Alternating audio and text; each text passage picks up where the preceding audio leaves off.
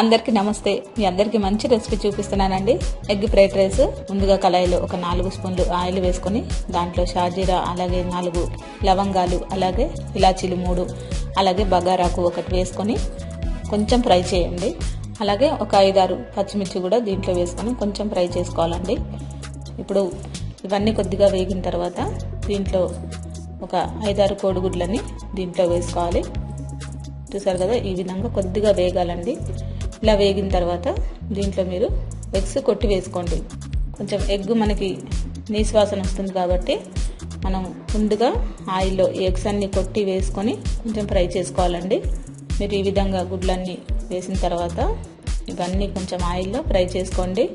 Omelette లాగా కాకుండా కొంచెం మనకి పొడిలాగా అయ్యేలాగా మనం తయారు చేసుకోవాలండి. ఈ విధంగా అయిన తర్వాత ముందుగా దీంట్లో కొంచెం ఉప్పు వేసేసుకోండి ముందుగానే.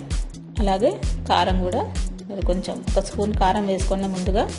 ఇవన్నీ కొంచెం ఫ్రై అవ్వాలండి. నూనెలో లో ఫ్లేమ్లో పెట్టుకొని ఒక 2 నిమిషాల పాటు ఫ్రై చేసుకోండి.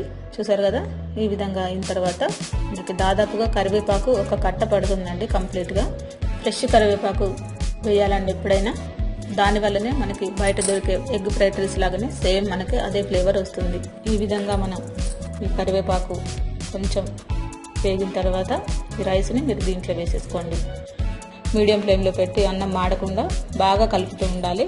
కలిపితే ఈ ఎగ్స్ అన్నీ కూడా మనకి రైస్కి బాగా పట్టి మంచి ఫ్లేవర్ వస్తుంది.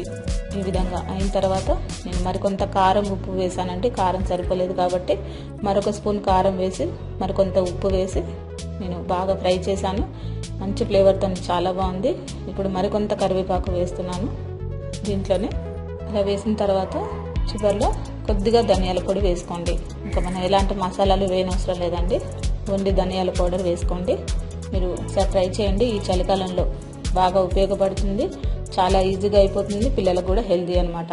మీ అందరికీ తప్పకుండా నచ్చుతుంది. మీ అందరికీ ఈ వీడియో నచ్చినట్లయితే లైక్ చేయండి, షేర్ చేయండి, సబ్స్క్రైబ్ చేయండి. మరికొన్ని వీడియోస్ నేను చేయడానికి నాకు సపోర్ట్ చేయండి. వెరీ థ్యాంక్ యూ అండి అందరికీ.